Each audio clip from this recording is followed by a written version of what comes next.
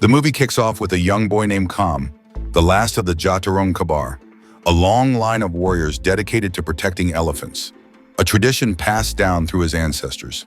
He lives with his father in a small, remote village, far from the noise and chaos of the modern world. Kam and his father share a deep bond with the elephants, especially their beloved Poryai, a majestic elephant they hold sacred. Life is simple, peaceful, and full of love for the animals. As Kam grows older, Poryai has a baby elephant named Corn. Watching the two of them play together brings a smile to Kam's father's face, but they have no idea that danger is lurking nearby. A group of poachers has been watching Corn, planning to steal him. But just when it seems like they're about to strike, Corn's mother appears, protecting her calf. The poachers panic. In the chaos, one of them accidentally shoots and Corn's mother collapses, fatally wounded. The poachers flee, leaving her behind. Kam and the villagers hold a solemn funeral for the fallen elephant. Kam's heart is broken, and even little Corn sheds tears for his lost mother. Later, Kam and his father discuss presenting Poryai to the king during the Songkran Water Festival, which is a great honor. Before leaving for the festival, Kam says a heartfelt goodbye to Poryai.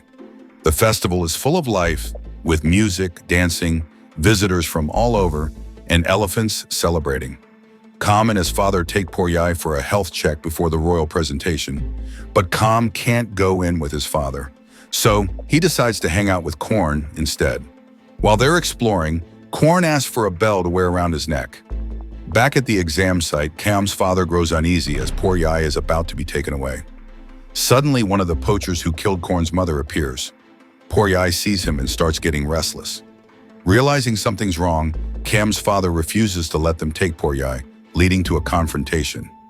Chaos erupts, and in the struggle, the gang leader shoots Kam's father. Poryai goes wild, charging at the attackers to protect Kam and his father, driving them off. But while all this is going on, Corn is happily playing in the water, blissfully unaware.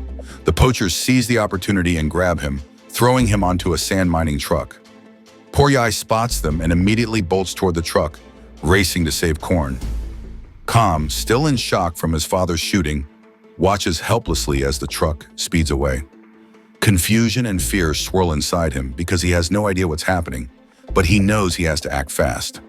In his father's final moments, Kam hears his dying wish: find Poryai and Corn, the elephants he loves like family.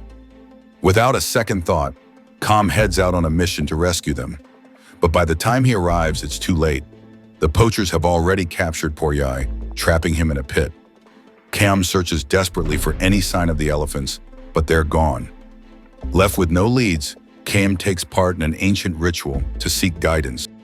The spirits point him toward the poachers' hideout, a glimmer of hope in the darkness. While the poachers celebrate their success at their secret location, Kam doesn't waste time. He storms in, his fists ready. In a blur of action, he uses his legendary Muay Thai skills to tear through them. One by one, the poachers drop, no match for Kam's power.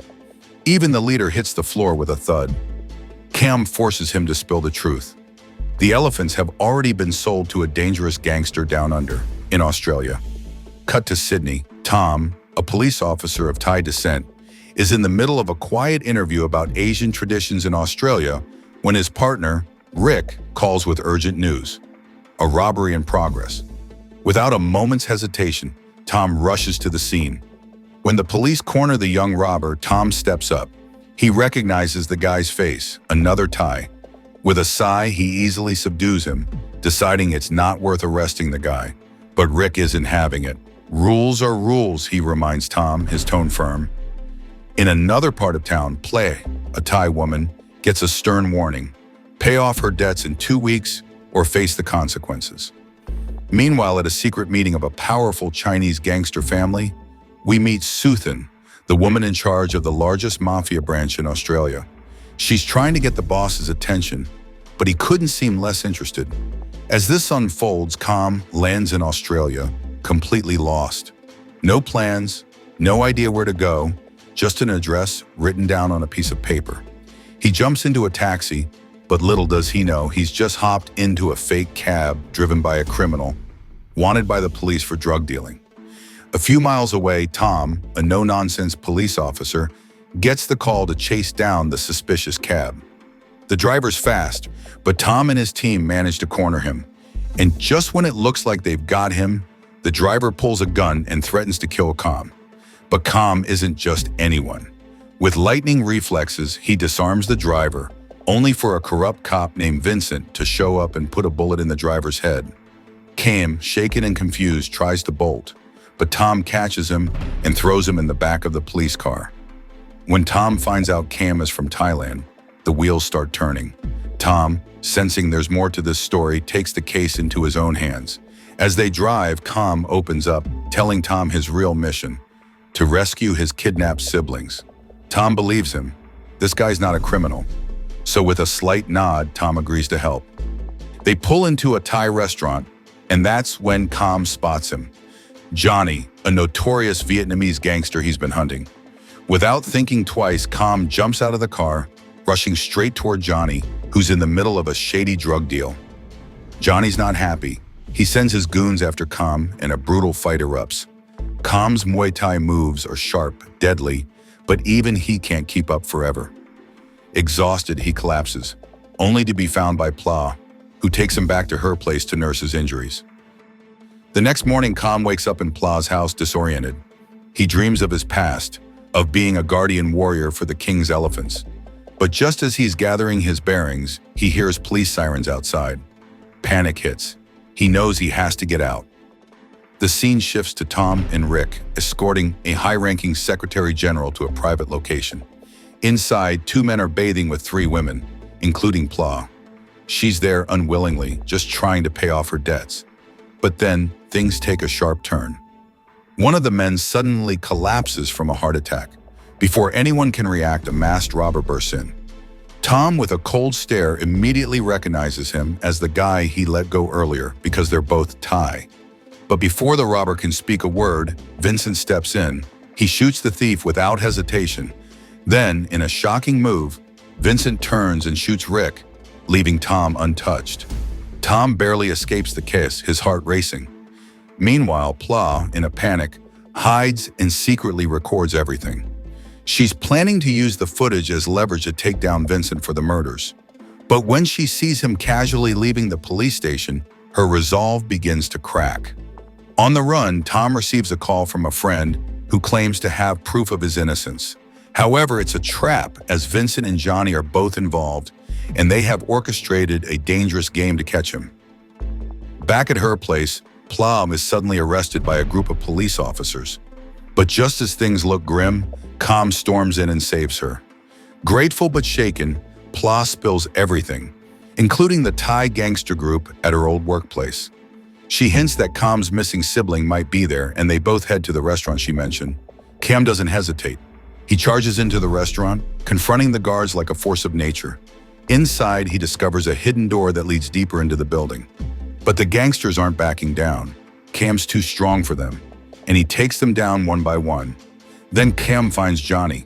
In a desperate attempt to intimidate him, Johnny throws Corn's bell at Cam.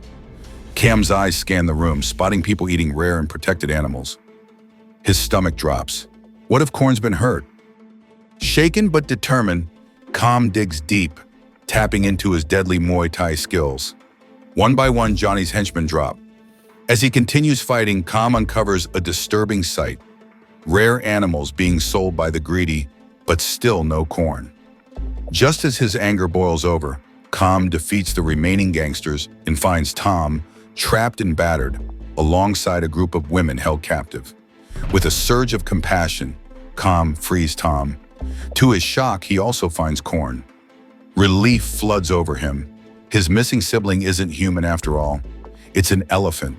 Together, the trio Cam, Tom, and Corn escape from the hideout, barely getting out alive. Meanwhile, at a lavish banquet, Suthin is under pressure from her own family.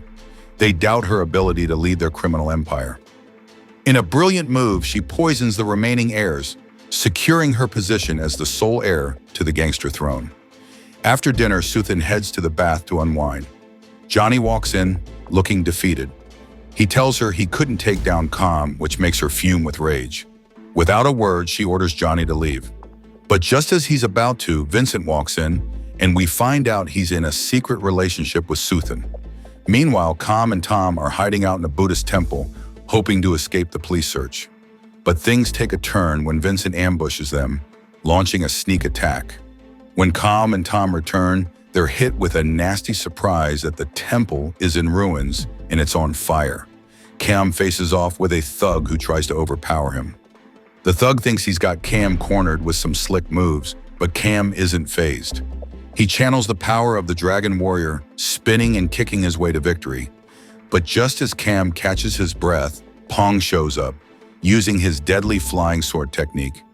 At first, Cam struggles to keep up, but he keeps calm, learning a new skill with a gong mallet. With that, he defeats Pong in one clean strike. Next, a huge guy named Chow steps up. This guy is no joke because he towers over Kam, and no matter how many angles Kam attacks from, Chow's defenses are solid. But just when it looks like Kam's done for, the police show up, forcing Chow to back off, leaving Kam injured but not out. Elsewhere, Plow secretly meets with the police chief, dropping the bombshell that she's got proof of Vincent's murders. The next day, Kam and Korn storm the opening of Suthin's new business. They demand the return of Poor Yai, and all eyes are on them. Vincent's there too, and things are about to get ugly. As Kam chases Vincent, he suddenly finds himself trapped and held at gunpoint. But just then the elevator doors open, and Tom, along with a bunch of police officers, arrives just in time to take down Vincent and his goons. Tom gets in Vincent's face, confronting him about the trap he set. But before they can breathe easy, Johnny appears from nowhere, gunning down both Tom and Vincent. Tom yells at Johnny to drop the weapon, but Johnny, blinded by rage, pulls the trigger on Vincent instead. Kam finally reaches Suthin's headquarters, and his heart shatters when he finds Priyai's tragic fate. Suthin has turned him into a statue with only his ivory left. Racked with sorrow and anger, Kam, the guardian of the sacred elephant, taps into his full power and wipes out all the gangsters without even needing a weapon. Just when Kam thinks he's won, Chow reappears, ready for round two. Kam defends himself fiercely, but then Suthin jumps in, using a whip to restrain him. The odds are stacked against him as Chow and his crew gang up. But just when it seems hopeless, Korn bursts in, giving Kam the help he needs. With a surge of new strength fueled by his father's advice, Kam grabs a weapon made from Poor Yai's incredibly hard ivory. With it, he's nearly unstoppable. Even as Suthin's whip and Chow's white stone statue attacks come at him, Kam fights through the pain, sharpening Poor Yai's ivory like it's the last thing he'll do.